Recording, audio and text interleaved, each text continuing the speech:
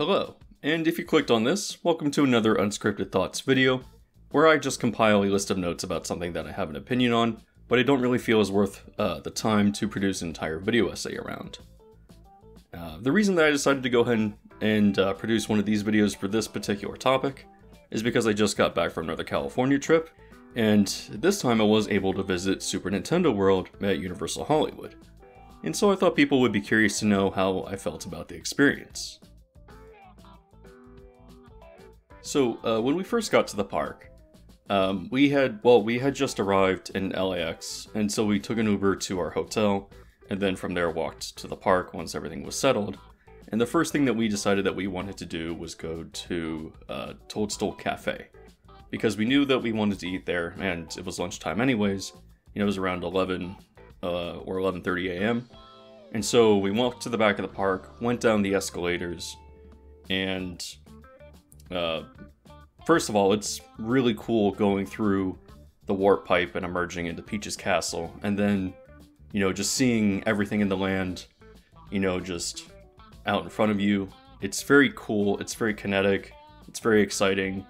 The first thing that I saw when we walked in was a child running around in a Sonic the Hedgehog onesie, which is funny in an ironic kind of way.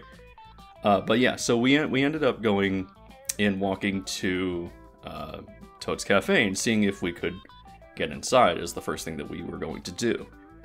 And what we learned there was that it is a reservation system. And even though the park wasn't busy that day, we did find out that at around 11:30, the return times for Toadstool Cafe were completely taken up for the rest of the day. However, we were coming back the next morning for, I forget exactly what it's called, but you get an hour early just for Super Nintendo World. So we planned to then make sure that we could grab an early reservation time for the next day. So we did end up eating there. One of the most interesting aspects of the land is when you walk in, again, it's very impressive, but they do a really good job with creating a lot of kineticism with the different moving elements. And I know that there has also been a lot of criticism of the issues with sightlines within Super Nintendo World. So for example, when you walk in, if you look to Mount Beanpole, one of the first things that you're going to see is a big crane right behind it. And obviously that's, you know, temporary.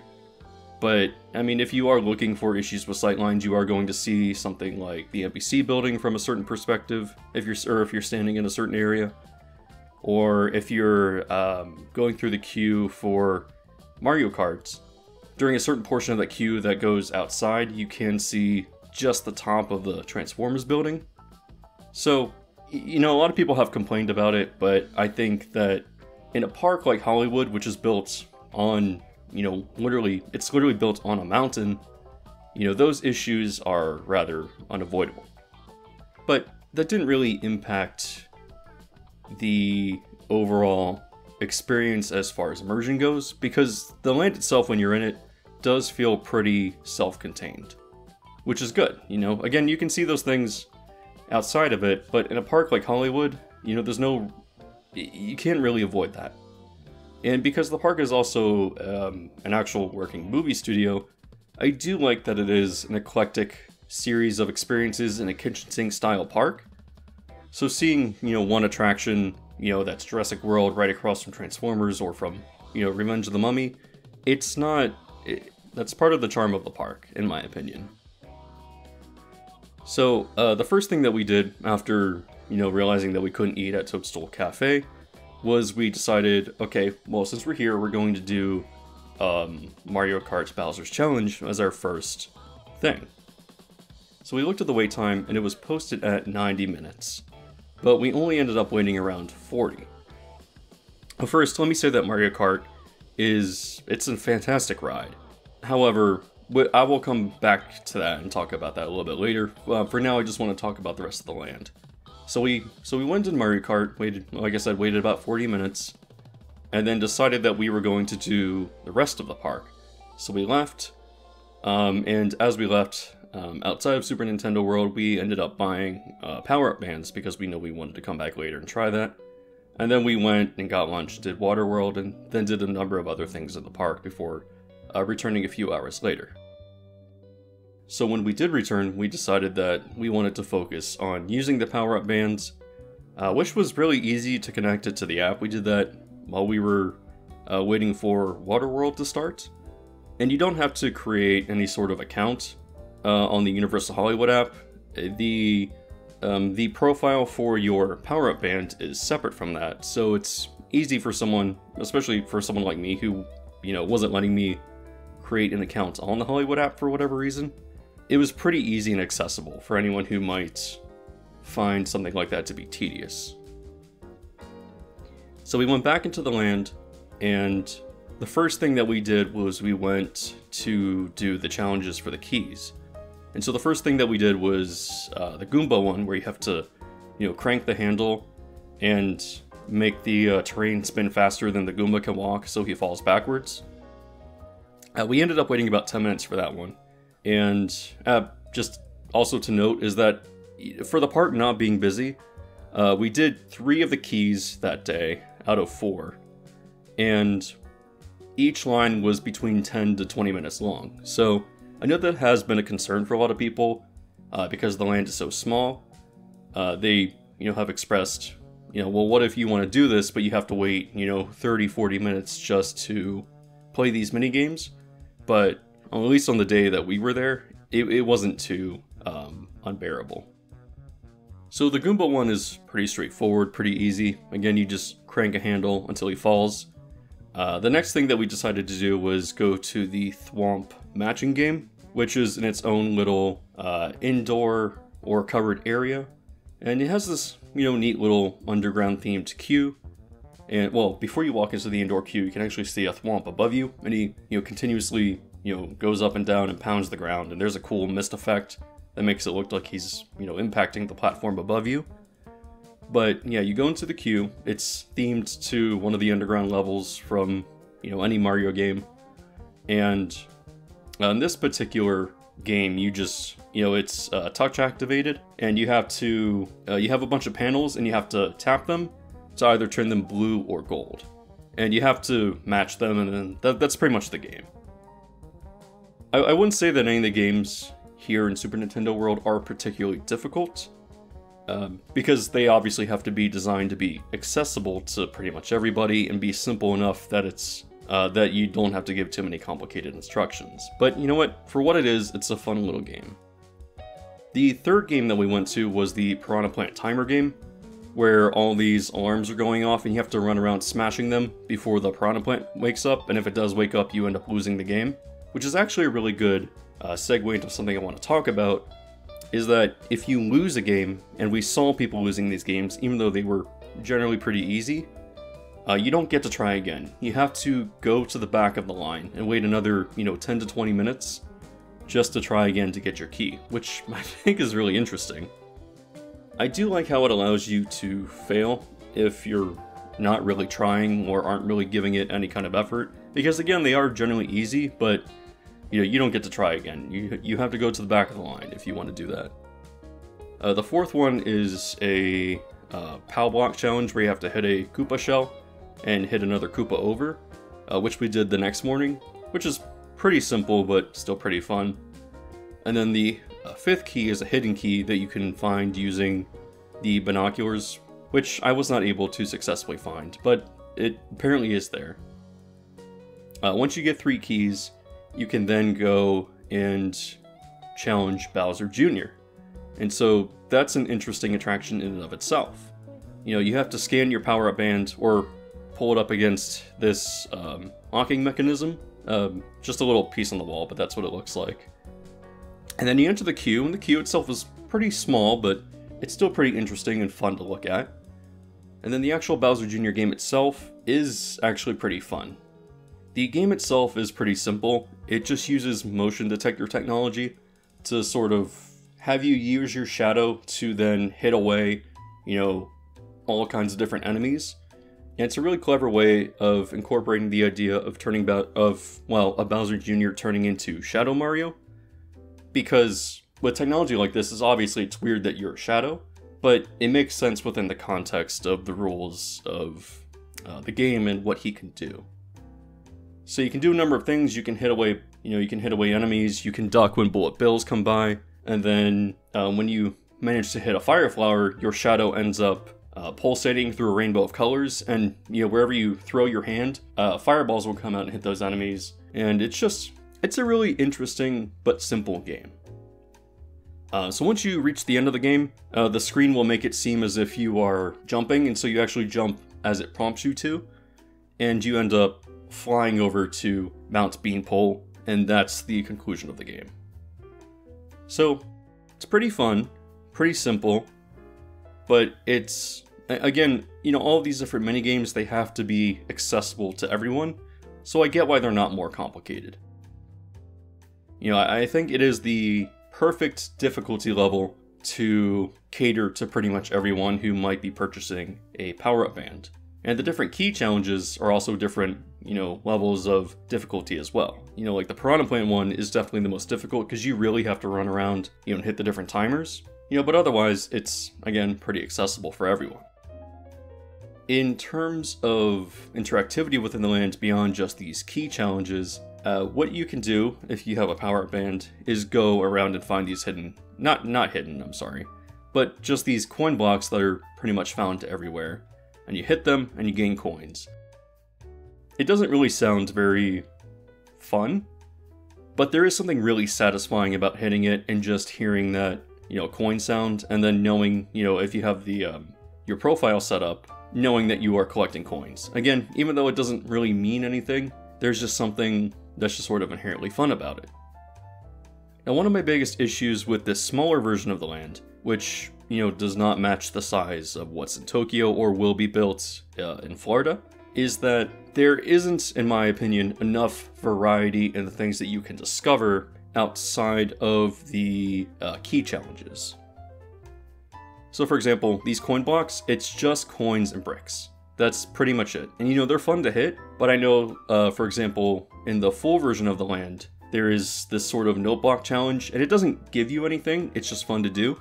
But I think you hit a block, and then these different note blocks play different notes in order, and you have to hit those note blocks in the order that it gave you. And if you successfully do so, it ends up playing a song from one of the games, which is fun. It's you don't get anything from doing it other than like a stamp in your app, because you do get different stamps for doing different things.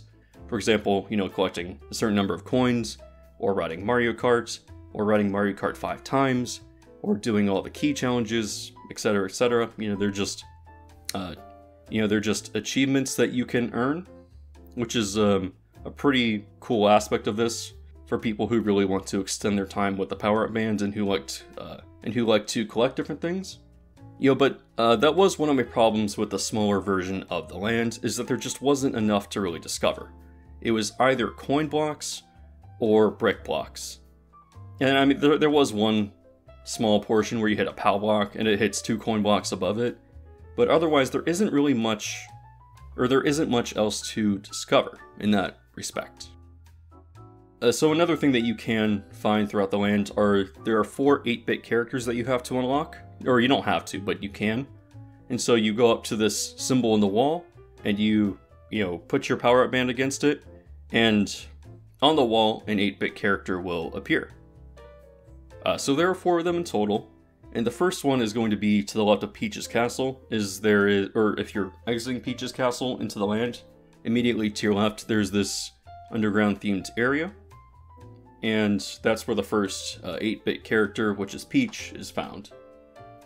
The Mario one is found out in the land next to the Bowser Jr. exit. The Bowser 8-bit character is found in the Thwomp challenge queue. And then there's an upstairs area of the land where once you go up there, you will find yourself in another underground themed area, and that's where the 8-bit Luigi is found. So you have these 4 8-bit characters, and then you just have coin blocks and brick blocks, and that's pretty much it. And that is my biggest issue with this smaller version of the land, is that there just isn't enough variety in the types of blocks that you can hit. Because I know that the full version of the land has more and more hidden areas. And I get that, you know, Hollywood had to be very conservative with its space because they just don't have that much space to work with. You know, I actually think it's a miracle that they were even able to build this here in this park. But the one thing that I really want is more variety with the blocks. I will say that in the Bowser Jr. queue, there is a Bowser Jr. block that you can hit that if you... I couldn't quite figure out how it worked, but if you hit it like a certain number of times or in a certain way, it would blast air at you, which is pretty interesting. But otherwise, there's just... This land is obviously, you know, like a SparkNotes version of the full thing. Again, I understand that they can't build the full thing, but I wanted more variety in the interactivity that you can find throughout the land. Another element of this was that there were a few hidden areas to find, like again that area next to Peach's castle or the stairway that goes, you know, up to a second floor in the land. And once you emerge, it's this snowy themed area. But there, well, a lot of the areas of these hidden areas just feel rather barren. You know, there's not a lot of detail. And I've seen what they've done in Tokyo, so it is disappointing in that respect. Again, not a huge deal, because the land is still overall pretty good, but there's just a few areas where they really could have added, you know, more interactive blocks, or, you know, something to break up the monotony of these, you know, square rooms. So continuing forward, I would like to talk about Mario Kart as an attraction. So the first day we rode it, it was, again, posted at a 90-minute wait, only waited around 40. And then the second day that we went, when we got in an hour early, we essentially just walked right on, or at least to the pre-show part of the queue. And first, let me say that the queue is really, really good. You know, because this version of Super Nintendo World doesn't have the Yoshi ride and the Yoshi Island aesthetic that comes with that, the first, I would say, quarter of this queue is themed to Yoshi's Island, which I think is really... I think it's great that it's there. Once you end up exiting this area, you find yourself on the second floor, or on essentially a balcony overlooking the land, and this is going to be the front of Bowser's Castle. And, you know, there's some pretty interesting views here, and the facade itself is pretty impressive. However, once you go inside Bowser's Castle, that's where things start to become really interesting. You're gonna first go around the statue, which is awesome looking, and then you go around the corner, and you see the different Mario Kart trophies for the different tracks. In this case, you're going to be racing for the Universal Cup, which I think is a fun, you know, sort of meta incorporation between, you know, Universal and Nintendo. And then as you go further into the queue, you're going to see that you're sort of in the planning area of Bowser's Fortress. And there are so many interesting details that you can find throughout this area. All of the books that you can find on the shelves are just funny little Easter eggs, you know, referencing different elements of the games, or, you know, and there's even a lot of obscure stuff there as well. If you manage to take a while going through this part of the queue, there's a ton of stuff to look at, and it's very, very entertaining if you know anything about the Mario games. As you go further into Bowser's Castle, though, you will then go into a different series of rooms that are essentially a factory where he ends up building bombs and bullet bills, etc., etc. And this is a little less interesting than the first part of Bowser's Castle, but there's still quite a lot to see. There are also these 3D-esque screens. It's a weird effect. To me, it doesn't quite work, and it's not something that you can really see on camera. But they have these sort of multi-dimensional screens that show these characters moving around, and it's meant to sort of be 3D in the same way that the 3DS was, without, you know, putting on 3D goggles.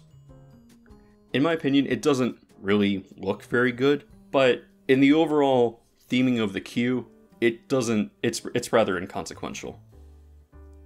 So once you make it through the queue, you end up going into this sort of pre-show loading area. It's not actually pre-show itself, but it's just sort of where everyone stands before the doors open. And then once you go into the actual pre-show itself, a video does play showing you, or non-verbally showing you what you need to do in order to ride the ride. So it shows you that you need to put on the Mario hat headband and tighten it, and then it shows that once you're on the ride, you take this magnetic piece on the vehicle, snap it onto the headpiece that you're already wearing, and that's how it works. So the first time that we went through, again, it's non-verbal. However, the second time that we wrote it, there was a team member spieling over the video itself with specific instructions for each moment in the video, which is a pretty interesting aspect of it. Because I think that without them, it is still pretty straightforward, but it is nice that they have the capability to add verbal instructions along with it to make it clear. From this point, you end up going into another room where everyone collects their headpieces, and then you go downstairs into the loading platform, and from there, that's when you board the ride. Now, I will say that for this being, an e-ticket attraction, their loading procedures are extremely, extremely slow. And I don't know if that's just because this team just couldn't handle it, or if that's just sort of the nature of the ride itself. I mean, they were really struggling to get people into the vehicles. They kept looking back at a tablet, which I don't really know what it's for, but I assume is probably, or it probably shows them what, if any vehicles have any of their, augmented reality technology out. I have to imagine that that's what it shows, so that they make sure that everyone gets a working seat. However, in the process of doing that, it took forever to even be loaded into the gates, and then once you're actually seated and you have everything set up, it takes them quite a while to check all the vehicles, and then once it dispatches, you end up going into this waiting area where you end up spending, the first time we rode, I think we were there for like 2 or 3 minutes because the ride was just so backed up.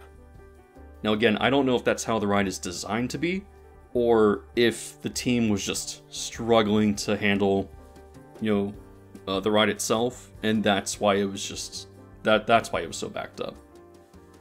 I will say, on the second day that we went, we did end up waiting less in these waiting areas. However, on the ride itself, we ended up getting stuck for like a good 30 seconds in one of the scenes, waiting for the cars ahead of us to move before going onto, I think it was the windy portion of the track, before going onto Rainbow Road. So in terms of the ride itself though, it is really, really fun. And I think it is an absolute hit. That being said, I can see why people would not like it, but it's a ride that I think you have to go into with the right expectations. So many people have criticized it for not being a roller coaster because they say, hey, it's a Mario Kart ride, it should be fast. And that's not what it is. It's not about going fast, it is about the gameplay. Which I think makes perfect sense for Super Nintendo World. It should be about the gameplay because these are games. So when you're on the ride, you have a number of different elements that you have to interact with. So when you see arrows on the screen, you have to turn your steering wheel and you get points that way. When you see enemy racers, or different elements or enemies throughout the track, you have to shoot shells at them, and you get points that way. But you only have a limited number of shells. This isn't something where you can just keep tapping the buttons and hope to hit something. You have to be precise, and you have to look to make sure that you're not running out of shells. And through certain sections, as you go to different sections of the track, you will hit blocks that will give you more shells. But you have to really be conservative with them and keep track of what you're doing. Because again, it's not like a normal shooter ride where you would, like Men in Black or Buzz Lightyear, where you have to just kind of shoot at targets and hope that you hit them. You have to be very precise. Now that being said, the targeting is really, really good. If you look, because it is augmented reality, if you look at a specific target and you throw a shell towards it, it is extremely accurate. That portion of the augmented reality technology is implemented really, really well. Aesthetically, the ride is fantastic. It merges physical real sets with animatronics, with some screens and then the augmented reality of the goggles that you're wearing in a pretty seamless way. This is an attraction that is absolutely impossible to experience on video, but it works so well in person. Now that being said, it is overwhelming, I think, for your first time riding. And again, it is an attraction that you need to go in with the right expectations of what it is. But if you do manage your expectations and know what it's trying to do and play along with its rules, it is a really good ride.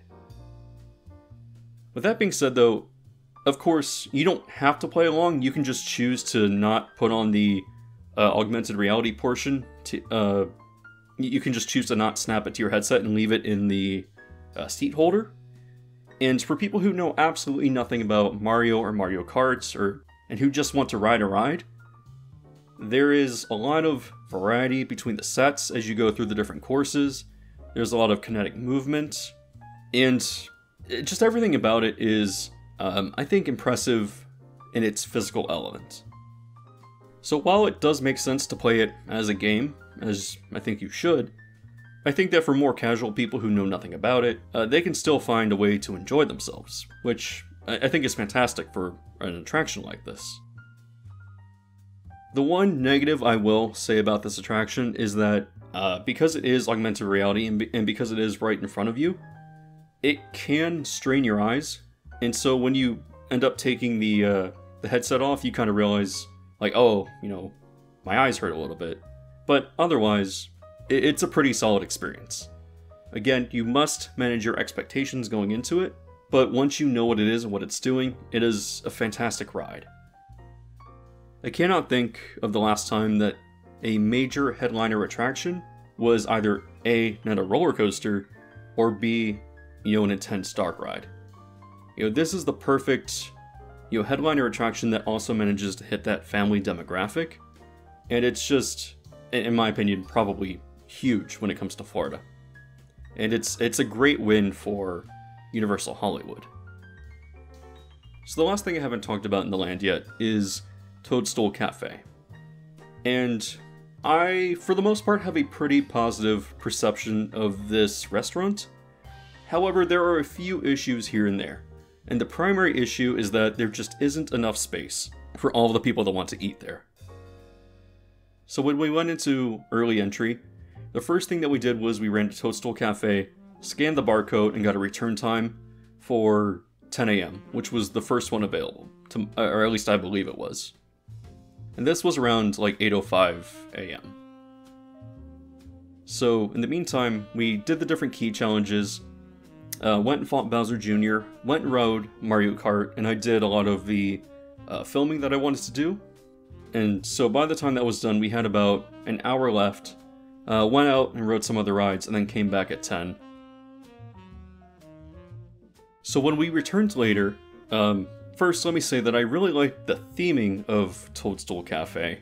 There's a lot of really different, interesting elements here and there. And then as you're actually inside the restaurant itself, you can look through the different windows and you can see, toads just living their life and getting into different shenanigans, and it's just a fun environment. Now occasionally, Bowser will invade, and you'll see stuff like bullet bills, flying around being shot from his airship, and when that happens, the sky gets cloudy, toads are running everywhere, and the restaurant itself gets really dark. One of my favorite things I saw was I looked over and I saw a bullet bill, flying through the kitchen, and toads were running, away from it. But that being said, my one issue with Toadstool Cafe's theming is that I feel it just doesn't go far enough. It's like, it looks great on the inside, but it's just screens.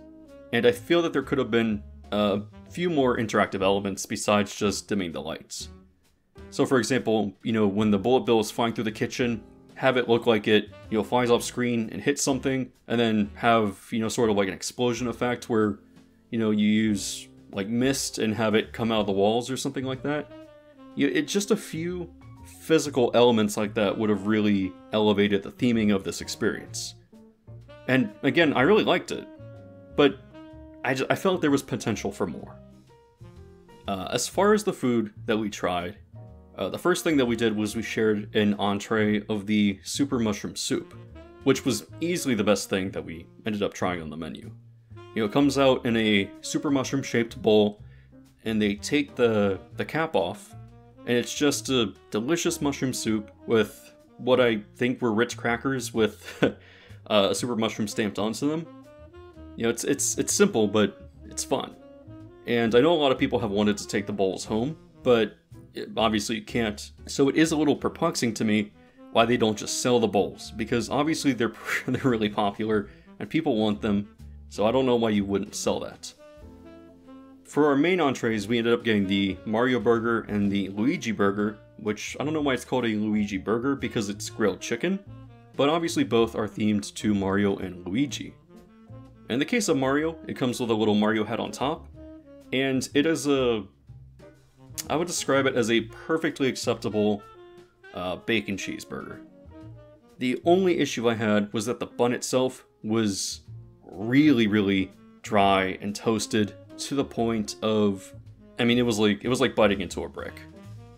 And I didn't, you know, I thought, hey, maybe this is a fluke, but I've continued to hear from other people that they've had the same experience as well, which I don't really understand, because if you have to toast the bun in a certain way to keep the burger together, because it actually does have like a toasted Mario mustache stamped into it, you know, why isn't the Luigi burger the same way, with the same type of bun, but, you know, much more moist and easy to bite into?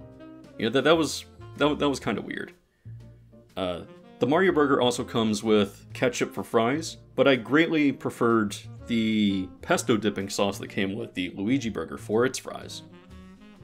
You know, otherwise the ketchup was just, you know, standard Heinz ketchup, and it was just a rather, you know, the entree itself was just average. For dessert, we ended up having the Mount Beanpole cake, which is a multi-layered cake, which was, well, the presentation is great, but otherwise it's just, you know, it's pretty standard. And then the second thing that we had was the Princess Peach cupcake, which again, great presentation, but was very standard. You know, the actual cupcake itself was just birthday cake, with a little bit of, I believe it was either strawberry or raspberry jam in the middle, but again, pretty standard. So as far as the food at Toadstool Cafe goes, the quality itself is just acceptable. But what makes it fun is the theming of the restaurant, even if I think that they could do more, and the actual presentation of the food items itself, which just makes it, you know, it's just fun to eat there because of their presentation. Again, with the exception of the mushroom soup, which was exceptional, the food itself was very standard. So do I recommend Toadstool Cafe? I mean, yeah, absolutely. And the next time I go back, I definitely want to try different menu items because they seemed to be a bit more clever and interesting. But, you know, I'm willing to accept, you know, just mediocre food if the presentation is fun, like it is in this particular restaurant. So, yeah, I highly recommend it as part of the, you know, Super Nintendo World experience. So those are my impressions of Super Nintendo World. I will say that while my overall impressions are, for the most part, positive, and you should definitely go out of your way to check it out, I do have a few issues with the size of the land restricting the variety of the interactive elements. You know, while there are 4 key challenges, the full land does have a 5th, and the blocks themselves lack a lot of variety. You know, there's only those coin blocks and the brick blocks, and I wish there was a little bit more, and I think that they could have done more with the space that they had. That's why I think that this land needs a little bit of help, and needs a little bit of plussing. Again, it's still great. You know, Toadstool Cafe was fantastic, Mario Kart was fantastic, I otherwise had a really fun time playing the key challenges, but it's just missing something. And, you know, missing those things was not necessary with the land being smaller than the full version. You know, they could have added those elements. So, I hope you enjoyed this video. Again, I didn't want to produce a full video essay on it because I've actually done that. You know, talking about the entirety of the full land. You know, I just kind of wanted to give my thoughts on this particular version of it. And, you know, if you want to do me a favor, you can hit the like button on this.